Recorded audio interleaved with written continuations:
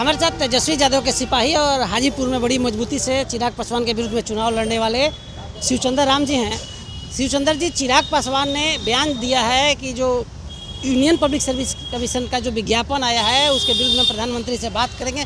क्या आरजेडी की सवारी करना चाहते हैं शिवचंद्र? क्या लगता है आपको चिराग पासवान? अरे कोई सवारी नहीं करने वाले हैं। मोह माया के जाल में चिराग जी फंसे हुए हैं और जीतन राम मांझी जी फंसे हुए हैं।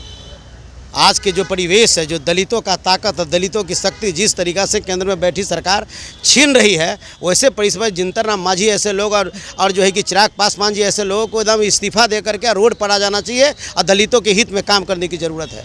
उसी दलित का बाबा साहब का दिया हुआ आरक्षण का लाभ है जो आज जीतन राम मांझी और चिराग पासवान जी ले रहे हैं। बाबा साहब भीमराव अम्बेडकर साहब आरक्षण का प्रावधान नहीं किए होते न कोई दलित का बेटा न कोई MP MLA बनता और न भारत सरकार में मंत्री बनने का काम करता। दलितों की ताकत उस आरक्षण की ताकत है और आज आरक्षण जो है समाप्त होते जा रहा है। और बारीकी रूप से धीरे धीरे कोर्ट ऑफ मार्क्स खत्म कर दिया, प्रोन्नति में आरक्षण खत्म कर दिया, उच्च शिक्षा में 200 रोस्टर खत्म कर दिया, बैकलॉग खत्म कर दिया, आउटसोर्सिंग कर करके हमारा आरक्षण पर चोट पहुंचाया गया। उससे भी नहीं हुआ तो दलितों के आरक्षण में आरक्षण की बात करने लगा। इससे भी नहीं हुआ तो लेटर एंट्री के द्वारा नियुक्ति की बात की गई। ये तमाम चीज़ दलितों के हित में नहीं है। ये बाबा साहब भीमराव अम्बेडकर साहब का संविधान पर चोट है, दलितों के आरक्षण पर चोट है। पूरा देश का दलित और दलित संगठन जो है कि कल जो है कि सड़क पर उतरेगा और संघर्ष करने का काम करेगा।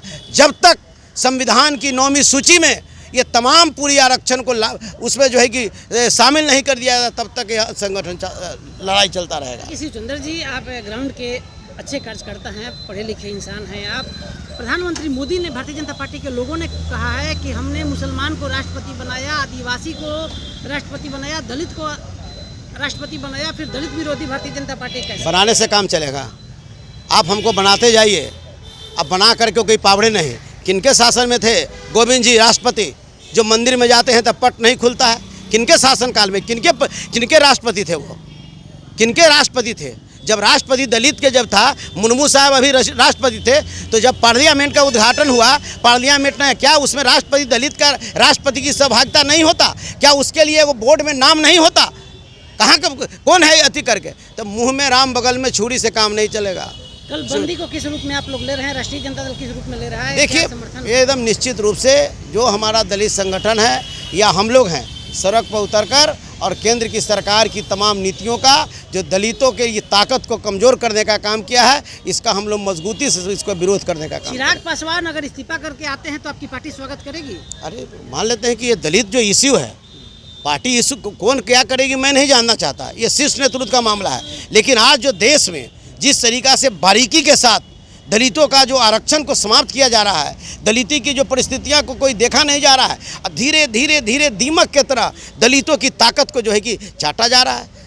तो इस तरह से करने का मतलब स्वागत करेंगे? शिवचंद्र हम स्वागत करेंगे अगर इस्तीफा कर देते हैं तो? अरे क्या करेंगे क्या नहीं करेंगे वो शीर्ष नेतृत्व का मामला है। लेकिन ये निश्चित रहे आज के समय में ऐसे परिस्थिति में लोगों को एकजुट होकर इसका काम करना चाहिए।